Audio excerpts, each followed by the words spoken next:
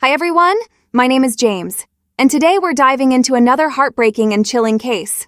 On September 22, 2023, the remains of Suzanne Morphew were discovered, marking a major development in the case that had haunted investigators for over 3 years. Suzanne disappeared suddenly on May 10, 2020, and her case remained a mystery until the Colorado Bureau of Investigation stumbled upon her remains in Moffett-Saguache County while conducting a separate investigation. This discovery breathed new life into what had become a famously cold case.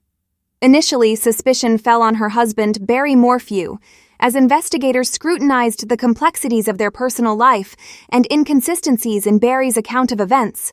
Believing Suzanne had been murdered, police focused their attention on him as the prime suspect.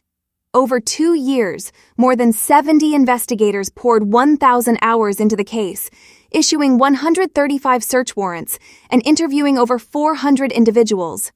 Confident in their findings, authorities charged Barry with first-degree murder. Yet, the case took a dramatic turn when the charges were dropped due to insufficient evidence and claims of mishandling the investigation. Even with the charges dismissed, many continued to believe Barry was guilty. However, when Suzanne's remains were finally found, 50 miles outside the original search area, and DNA evidence linked her death to a suspected serial killer, the narrative shifted. Questions arose about what truly happened on the day of her disappearance. Was Barry more cunning than investigators had assumed, or was there another explanation tied to Suzanne's personal life? Suzanne Morphew was born on April 11, 1971, to Jean and Adrian Alexandria. She grew up alongside her 2 brothers, David and Andrew, and was known as a kind, thoughtful, and intelligent person. In 1988, during high school, Suzanne met Barry Morphew, who would later become her husband after 6 years of dating. Barry was an exceptional baseball player, even signing with the Toronto Blue Jays. Meanwhile, Suzanne pursued a degree in education at Purdue University. Tragically, Barry's baseball career ended prematurely due to an injury, leading him to pursue a career in horticulture. After Suzanne had been teaching for 4 years, Barry launched a landscaping business, which gradually became successful. Together, they built a life and had 2 daughters, Mallory and Macy. For a time, their life in Indiana seemed idyllic until Suzanne was diagnosed with Hodgkin's lymphoma. Despite this, Suzanne displayed incredible strength, beating cancer twice. In 2018, the Morphew family relocated to Maysville, Colorado, seeking a fresh start and to be closer to their daughter Mallory, who was attending Western State University. They settled on a beautiful 7-acre property where Barry could pursue his love of hunting. He continued his work as a contractor and became a volunteer firefighter, while Suzanne retired from teaching. She devoted more time to her faith, family, and hobbies, including mountain biking, a newfound passion. What began as a picture-perfect life ended in tragedy, leaving a trail of unanswered questions and shattered lives. Suzanne's case remains a haunting reminder of how quickly life can change and the devastating consequences of secrets buried too deeply. From the outside looking in, the Morphew family seemed like the embodiment of a perfect life. Yet, beneath the surface, hidden challenges lurked, which would come to light following the events of May 10, 2020. That fateful day, Mother's Day, started differently for the Morphew household. Barry Morphew, Suzanne's husband, claimed he had a landscaping job in Broomfield, a 3-hour drive from their home in Maysville, Colorado. Meanwhile, their daughters, Mallory and Macy, were away on a camping trip, leaving Suzanne alone at home. Barry and the girls had planned to return that evening to celebrate Mother's Day together. However, the celebration never happened. When Mallory and Macy texted Suzanne to wish her a happy Mother's Day, they received no response. This was unusual, as Suzanne was typically active on her phone, especially on social media. The girls were expecting photos from a wedding Suzanne had attended recently, but her silence raised concern. After hours of no replies, the girls contacted a neighbor, Jean Ritter, and asked her to check on Suzanne. Mrs. Ritter arrived at the Morphew house between 4 and 4:30 p.m., only to find it empty. Alarmed, she called Barry, who told her to check if Suzanne's mountain bike was missing. If it wasn't there, he instructed her to contact the police. Following his advice, Mrs. Ritter called authorities, and an official search for Suzanne began. Barry and his daughters rushed back home as law enforcement scoured the area for clues. Their first significant find came a few hours into the search. Suzanne's mountain bike was discovered at the bottom of a steep ravine not far from the house. At first glance, it seemed like Suzanne might have been in an accident. However, investigators quickly ruled out that possibility. The bike showed no signs of damage, and there was no evidence of a struggle or crash. No skid marks, no blood, and no disturbance to the vegetation in the area. Investigators concluded the bike had been deliberately placed there. When presented with this information, Barry offered a bizarre explanation. He speculated that Suzanne may have been attacked by a mountain lion. This theory, the first of many strange claims Barry made during the investigation, raised eyebrows. In a secretly recorded conversation with a YouTuber named Tyson Draper, Barry went into even greater detail about his mountain lion story, further baffling those following the case. Barry's behavior during the search efforts also drew suspicion. He chose not to join search parties organized by Suzanne's brother, Andrew Mormon, who doubted Barry's account from the start. Andrew believed Suzanne might have disappeared on May 9th, not May 10th as Barry claimed. The investigation took a critical turn when Suzanne's bike helmet was discovered about a mile from the Morphew home.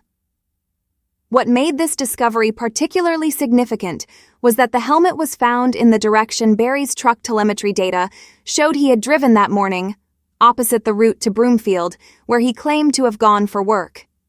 In his initial statement to police, Barry said he left home around 4:30 a.m. and drove directly to the construction site in Broomfield.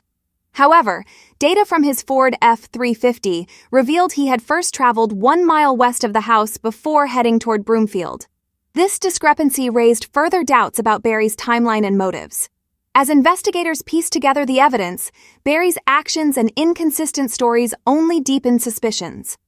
What began as a missing person case evolved into a chilling mystery, with more questions than answers about what truly happened to Suzanne Morphew. When investigators confronted Barry Morphew with data they had gathered, he offered a series of convenient explanations that quickly unraveled under scrutiny. Barry initially claimed he had woken up at 4:30 a.m. on May 10, 2020, to scout elk and observe their movements. According to him, this was part of his routine, as he tranquilized elk to remove and sell their antlers. However, officers pointed out that his timeline didn't make sense. If Barry had just woken up at 4:30 a.m., as he originally stated, it would have been too dark to spot elk. In response, Barry adjusted his story, now claiming he woke up earlier than 4:30 a.m. without an alarm. When asked about the day Suzanne disappeared, Barry described it as one of the best days they'd had in a long time. He said he had spent the morning working with a coworker in Salida, returned home early, went on a hike with Suzanne, grilled steaks, and later shared an intimate moment with her before they went to bed. Barry suggested this could have been the last time he saw his wife, but as investigators dug deeper, Barry's version of events began to crumble. His phone and vehicle telemetry data told a different story. While it was true that Barry and Suzanne had spent time together on May 9, 2020, the details of the evening didn't align with his account. At 2:42 p.m., phone records showed unusual, erratic movements around the Morphew property. When questioned, Barry claimed he was likely hunting chipmunks with tranquilizers. By 2:47 p.m., he had switched his phone to airplane mode, where it remained until 10:17 p.m. This raised suspicions about what he might have been trying to hide. Even Barry's claim of having dinner with Suzanne that evening came into question. Investigators found only one dirty plate in the kitchen instead of two, casting doubt on his story of sharing a steak dinner. More inconsistencies emerged later that night. Although Barry claimed to have gone to bed with Suzanne around 9:30 p.m., vehicle telemetry data showed his truck reversing 96 feet down the driveway at that exact time. Investigators speculated that this could have been the moment he moved Suzanne's body, if he were guilty. Between 3:25 a.m. and 3:48 a.m., records revealed the door of Barry's truck opened and closed more than 80 times. While circumstantial, this evidence suggested activity that Barry was not disclosing. These anomalies prompted investigators to take a closer look at Barry's timeline for May 10th. Interviews with Barry's coworkers revealed another glaring inconsistency.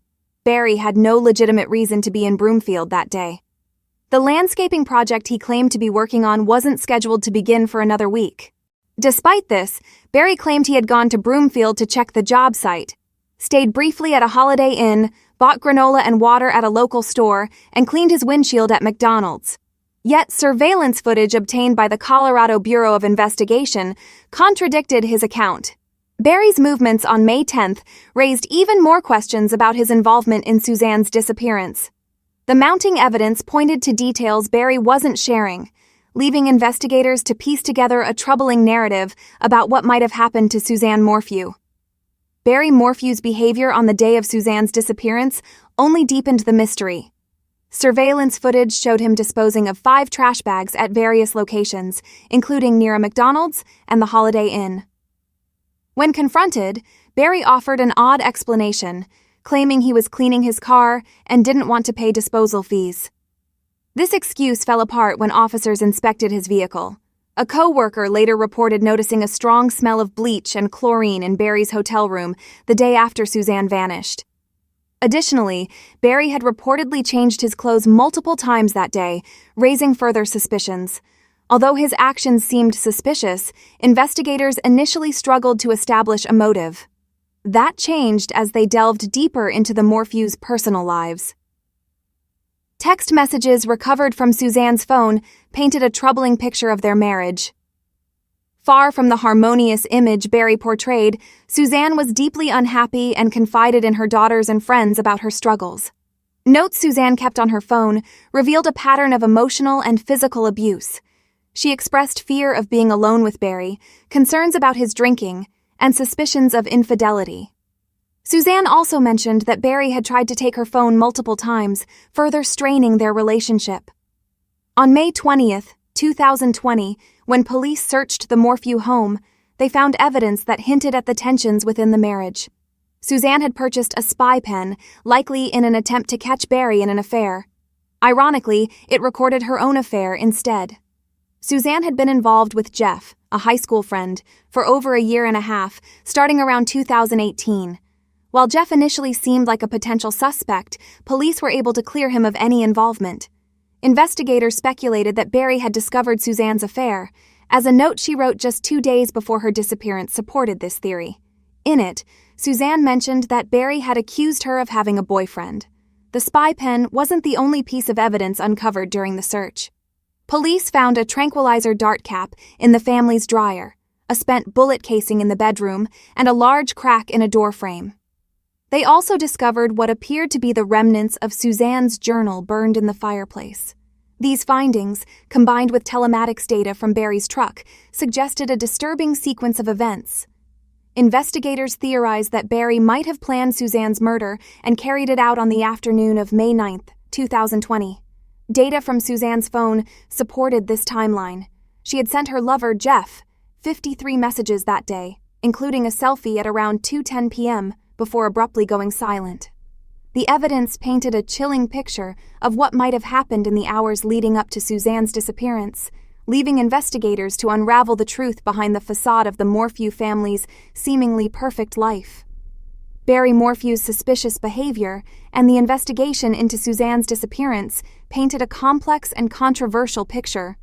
2 weeks after Suzanne vanished, the public learned that Barry was a suspect when police conducted a 2-day excavation at a construction site in Salida, one of Barry's work locations. Following this, Barry released a peculiar video pleading his innocence. Despite growing suspicion, Barry wasn't arrested until May 5, 2021, nearly a year after the investigation began.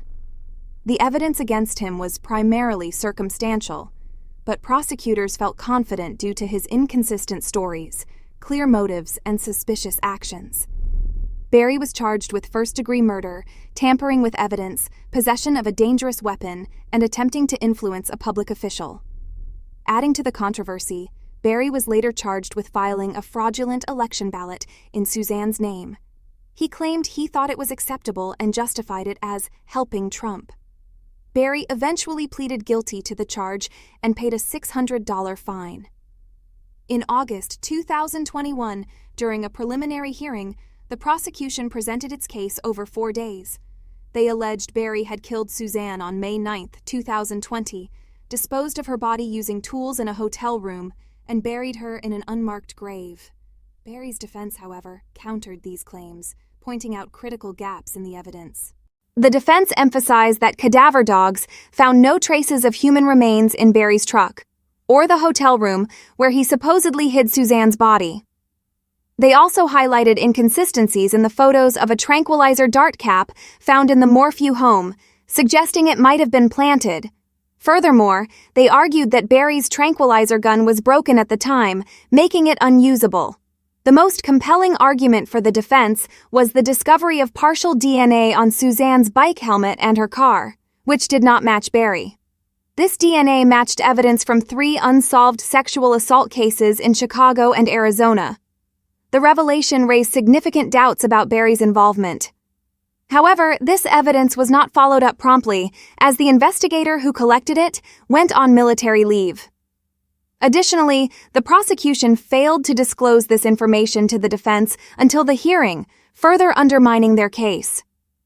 The defense argued that the presence of DNA linked to another suspect, combined with the lack of direct evidence against Barry, made it impossible to prove his guilt beyond a reasonable doubt. Despite the compelling defense arguments, the judge allowed the case to proceed. Barry posted $500,000 bail on September 20, 2021, and was released from jail. Just days before the trial was set to begin, prosecutors filed a motion to dismiss all charges without prejudice, meaning they could refile if new evidence emerged. The prosecution faced challenges, including missed deadlines and sanctions that excluded 14 key witnesses. Without Suzanne's body, concrete evidence, or a clear timeline, the case against Barry unraveled.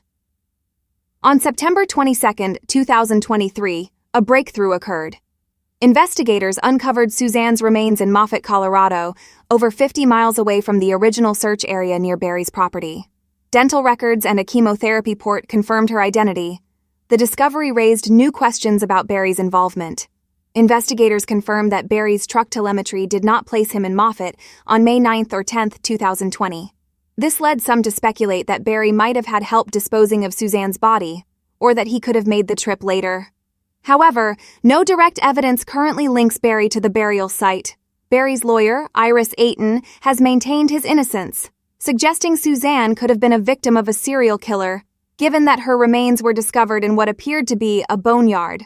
The district attorney's office has stated that the case remains open and under investigation. Meanwhile, Barry has filed a $15 million lawsuit against law enforcement, prosecutors, and investigators, claiming he was wrongfully accused in Suzanne's disappearance and death. With the recovery of Suzanne's remains, the investigation may take new directions. But for now, Barry remains a free man, and the case is far from resolved.